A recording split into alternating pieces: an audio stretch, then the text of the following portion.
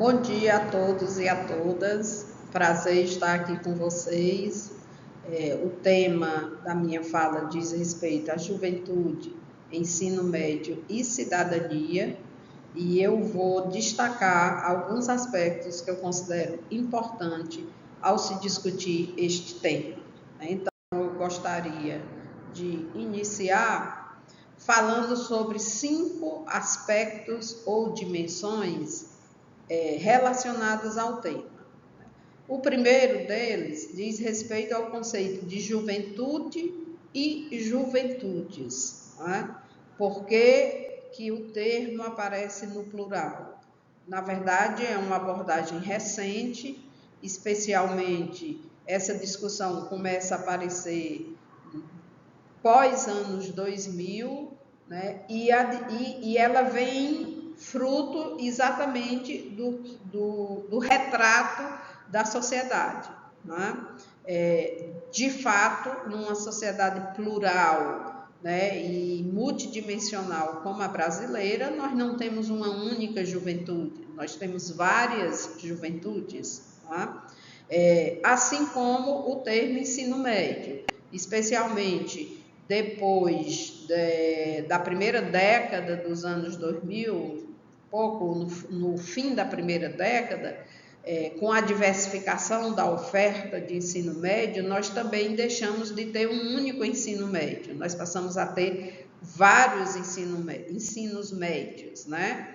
E o termo cidadania, que também aparece como um termo no plural, mas que de fato na nossa sociedade o que se observa são diversas cidadanias, muitas delas cidadanias incompletas, embora a nossa Constituição preveja um conjunto amplo de direitos que asseguraria essa cidadania, nem todos usufruem desses direitos.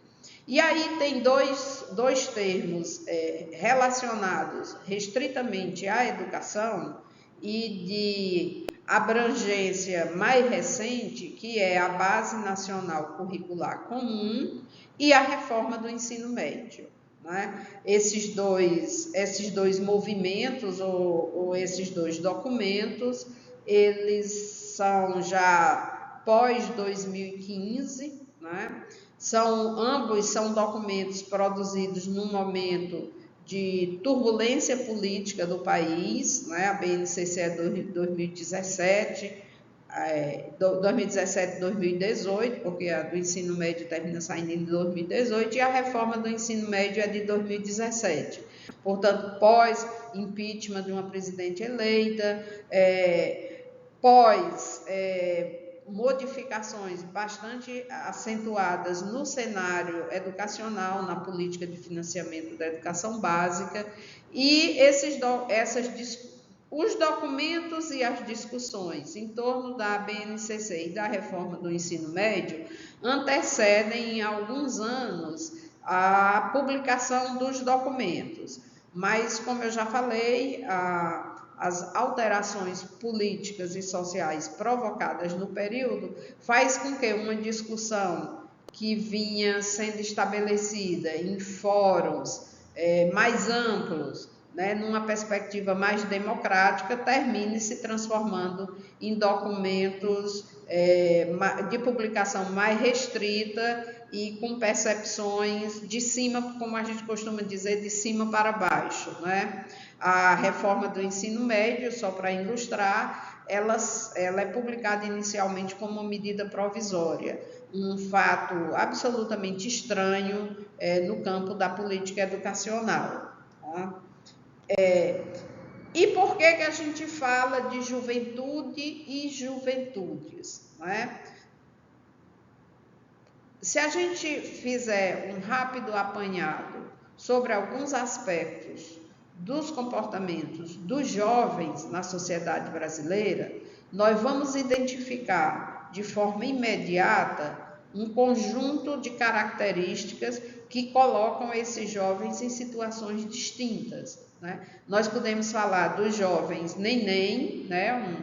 um termo que designa aqueles que nem estudam, nem trabalham e que, portanto, estão nas suas residências, muitas vezes em situações de vulnerabilidades sociais e fragilidades econômicas muito altas, né, mas que perderam o entusiasmo, né, o estímulo, seja para voltar para a escola, seja para procurar um trabalho numa economia tão disfuncional como a que nós temos, né? Nós temos os jovens urbanos e os jovens rurais, né? Então, embora o Brasil seja um país que esteja avançando muito na urbanização, nós ainda temos uma parcela expressiva de jovens, de famílias que moram nas regiões rurais e, portanto, temos jovens ainda habitando essas regiões, e nós vamos ver que o atendimento educacional dessa população é um atendimento diferenciado dos jovens urbanos. Nós temos os jovens periféricos das grandes metrópoles, né, que por sua vez também apresentam características próprias. Nós temos os jovens negros, não é, que a população negra é muito mais vulnerável do que as outras populações. Nós temos jovens trabalhadores, são aqueles jovens de 14, 15 anos que precisam trabalhar para ajudar suas famílias e que, portanto, a última etapa da educação básica, que é o ensino médio, eles precisam fazer já trabalhando, né?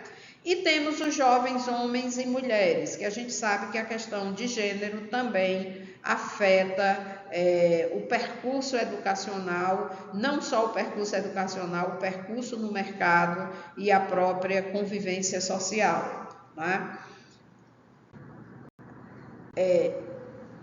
Esses jovens, eles lidam, né, com situações bastante diversas no que diz respeito ao acesso ao ensino médio, né?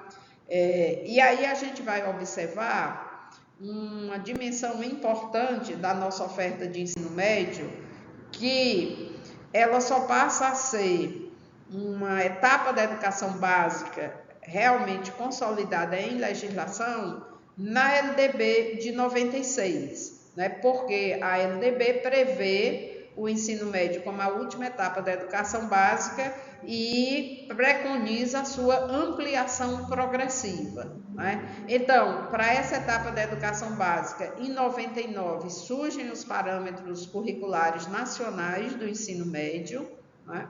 E eles começam a ser implementados, são documentos muito densos, mas do ponto de vista curricular, sua implementação enfrentou grandes desafios por parte dos docentes, por parte das escolas. Em 2008, o Ministério da Educação inaugura a política de educação profissional por meio de um programa chamado Brasil Profissionalizado, e isso vem afetar a oferta de ensino médio, porque essa política se implementa na rede pública e os estados, em função de suas condições, cada um implementa de uma forma diferente, né? No caso do Ceará, a partir de 2008, se inicia a criação das escolas de ensino médio integrado à educação profissional, que são escolas de tempo integral e que o aluno, além do ensino médio propriamente dito, ele sai com uma formação de nível técnico. Nós temos em 2009 a Emenda Constitucional 59, essa sim transforma a ampliação progressiva do ensino médio em obrigatoriedade de oferta. Então, é a partir de 2009 que o ensino médio vira uma etapa da educação básica de oferta obrigatória. Vocês devem lembrar que essa emenda 59, ela amplia a faixa etária de educação obrigatória dos 4 aos 17 anos, né? E isso faz com que o ensino médio e a pré-escola se tornem etapas obrigatórias da educação básica. Em 2010, nós temos a criação do novo Enem, e o novo Enem marca de forma muito importante a a oferta de ensino médio, e nós vamos ver por quê. Em 2012, nós temos a lei de cotas, que também vem marcar de uma forma indelével a oferta de ensino médio. Em 2017, nós temos a reforma de ensino médio e em 2018 temos a BNCC. Então, se a gente observar aí, no curto espaço de 20 anos, né, a gente tem muitas modificações ou modificações substantivas na oferta do ensino médio público. E é um tempo muito curto para tanta mudança, e a gente vai ver como é que isso tem repercutido nos sistemas de ensino. Né? Por que eu trago a lei de cotas como uma política importante? Porque se você observar, e essa ilustração aí mostra bem, como estão divididas as vagas para acesso ao ensino superior, considerando a lei de cotas, né? Então, uma instituição tem uma determinada quantidade de vagas, ou uma instituição ou um curso, né? E essa quantidade de vagas passa a ser dividida da seguinte forma: 50% dessas vagas são destinadas a alunos de escola pública e os outros 50% a livre concorrência. Né? Das vagas da escola pública, das 50%, ou seja, da metade das vagas da instituição, 50% delas vai para alunos com renda familiar per capita menor do que um salário mínimo. Ora, quem são esses alunos? São os alunos da escola pública. Não é?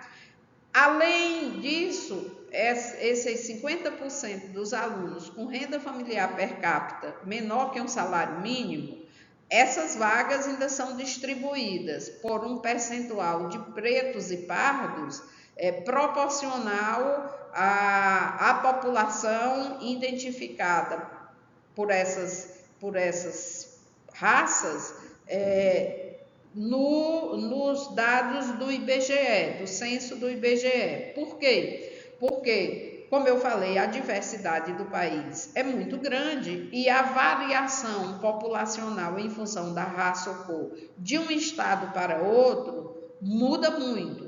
Por exemplo, a Bahia é um estado do Brasil que tem a maior proporção de pretos e pardos, não é? Outros estados têm essa proporção menor, o que faz com que esse dado fosse um dado importante para ser considerado na distribuição de cotas. Né? As demais vagas também atendem o percentual de pretos e pardos. Então, observe, a lei de cotas passa a criar, de fato, criar um espaço importante e alvissareiro para aqueles que estão cursando o ensino médio, na medida em que, se seu sonho é ir para o ensino superior, ele sabe, né, tem consciência de que existe essa possibilidade assegurada pela lei de cotas, ou seja, a concorrência se torna mais equitativa, uma vez que você está tratando os diferentes de forma diferente. Os alunos das escolas públicas, eles passam a ter uma reserva, né, de vagas no ensino superior, exatamente pelas condições que as escolas públicas oferecem, pelas condições de vulnerabilidade social desse público que frequenta a escola pública e, por isso, precisa desse tratamento diferenciado. Né? Com o advento da lei da reforma do ensino médio, aí a gente começa a se deparar com algumas questões. Né? A lei de cotas é de 2012, observe, e 5 anos depois, portanto, em 2017, chega uma lei, né, que faz uma reforma profunda no ensino médio. O que se observa em relação às políticas implementadas anteriormente, seja o novo Enem e a lei de cotas, que elas são muito próximas, né? O novo Enem é de 2010, a lei de cotas é de 2012, os dados vêm mostrando que nesse período, pós a reforma do Enem, com a criação do SISU e com a lei de cotas, no curto espaço de 5 anos, foi perceptível, foi escancarado, né, as evidências de que os jovens das escolas públicas estavam ascendendo, estavam adentrando as salas de aula das universidades, né? Então, em 2017, se estabelece uma nova reforma do ensino médio e essa reforma traz alguns elementos que são objetos de muita preocupação. Um deles é a carga horária dos componentes curriculares e a alteração dos próprios componentes curriculares. Vocês lembram que o Enem ele é estruturado por meio de áreas de conhecimento, né? A área de códigos e linguagem, a área de ciências da natureza, matemática e ciências humanas. E a reforma do ensino médio vem provocar uma modificação abrupta, né, nessa caracterização ou nessa tipificação de áreas de conhecimento, na medida em que, inclusive, pela leitura crua da lei, se percebe claramente a intenção de suprimir algumas disciplinas. Essa supressão se dá pela intencionalidade explícita de redução de carga horária, mas também pelas próprias orientações quanto aos componentes curriculares, né? Então, se a gente olhar, a lei tem 5 anos para ser implantada, portanto, o prazo limite é agora em 2022 e ela, de fato, está sendo implantada, né? Então, o nosso ensino médio até 2021, ele tinha um mínimo de 800 horas por ano. E aí, se eu multiplicar por 3 anos, dá 2.400 horas por cumprimento dos componentes curriculares. Via de regra, né, quase todos os estados da federação, de fato, já botavam 1.000 horas por ano, o que nos leva a 3.000 horas aula, considerando os 200 dias letivos, para o cumprimento dos componentes curriculares, que são aquelas disciplinas que historicamente a gente conhece e que são objeto de avaliação no Enem, né? Quando a lei da reforma sai, o que ela traz? Ela traz uma proposição de redução da carga horária desses componentes curriculares. Quando ela se reporta no artigo 35A, inciso 5º, parágrafo 5º, a que a carga horária destinada ao cumprimento da BNCC não poderá ser superior a 1.800 horas do total de carga horária do ensino médio, ou seja, uma carga horária que era 2.400 ou até mesmo 3.000 passa a ser reduzida a 2.900. Isso tem uma intencionalidade? Essa redução está alinhada com algum propósito? Essa é uma grande pergunta que a gente se faz e que, de fato, imaginamos que sim, né? Mais uma vez uma forma de você reajustar a oferta do ensino médio para reduzir o acesso, né, ou limitar o acesso de mais jovens provenientes das camadas mais populares, com menos renda e mais economicamente vulneráveis ao ensino superior. Então, assim, os prenúncios que essa reforma traz dizem respeito à contenção ao acesso ao ensino superior, ao incentivo à profissionalização precária, né, porque o jovem não tendo como ir para o ensino superior, ele precisa se conformar com um curso técnico, seja feito de forma integrada ou não, ao aumento das desigualdades, né? E tem outros desdobramentos, como, por exemplo, precariedade da profissão docente, já que algumas disciplinas elas desaparecem do currículo e isso implica em que os professores adotem novas posturas, novos comportamentos, a falta de atratividade da escola, o jovem não vendo perspectiva em sua progressão escolar, ele se desestimula a frequentar a escola e não é à toa que essa geração que a gente chama de neném está aumentando, né, em números absolutos de uma forma bastante intensa. A falta de preocupação com os indicadores de rendimento, não é? Porque também isso tem desdobramentos, seja por reprovação, seja por abandono. Isso vai ter desdobramentos na vida escolar do aluno e a própria lei da reforma não aponta para a inclusão de novos alunos. A gente sabe que no ensino médio existe aquela população que está fora da escola, existe a população noturna, não é? Que precisa, que aqueles jovens que trabalham e que precisam estudar durante a noite, e a lei da reforma não apresenta propostas sobre essas possibilidades. Ela tem muitas limitações no que diz respeito ao ensino médio noturno, que embora não deva ser incentivado, mas deva ser garantido, por causa dessas populações que a gente já falou, que é o jovem trabalhador e que precisa de fato estudar no noturno. Quando a gente pega o ensino médio no Ceará em 2022, a gente se depara com uma situação, como vocês vão ver nesse mapa, bastante interessante. Nós temos uma oferta bastante diversificada, mas a maioria se concentra exatamente nas escolas de ensino médio integrado à educação profissional, onde se tem 57, quase 58 mil alunos,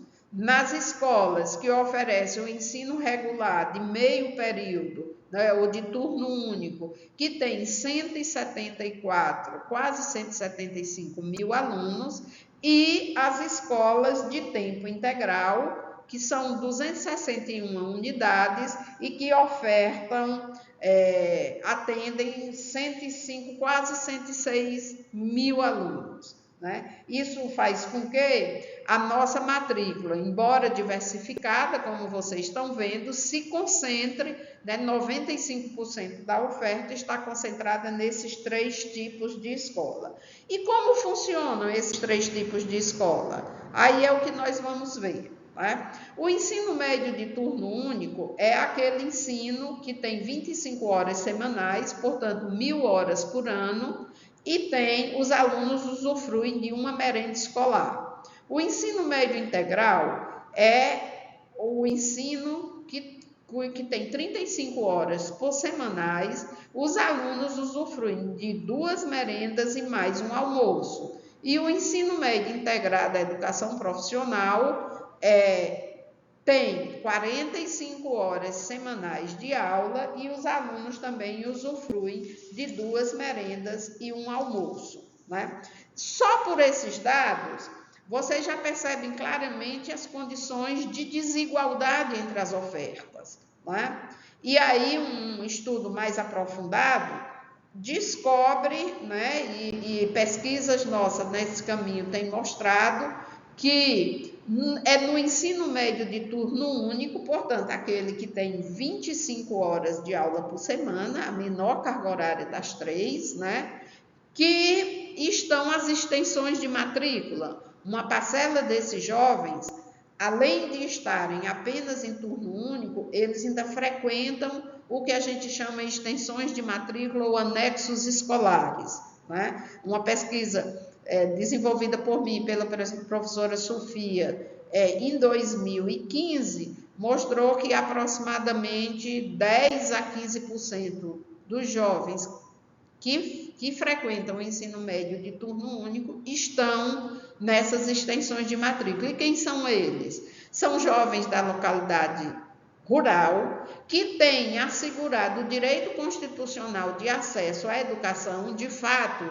a educação está chegando até eles, mas em condições muito desiguais. Né? Esses jovens têm menos de 25 horas de aula por semana e suas condições de atendimento e tratamento são muito precárias. Os programas suplementares chegam de forma não universal, né? A infraestrutura das escolas são muito precárias, porque inclusive não são escolas estaduais, né? São espaços físicos cedidos pelas escolas municipais, né? E isso faz com que essa população que já vive situações diferenciadas por carência, por vulnerabilidades, por nível socioeconômico, também sejam duramente afetadas por um ensino médio por uma oferta precária, embora garantida, mas precária.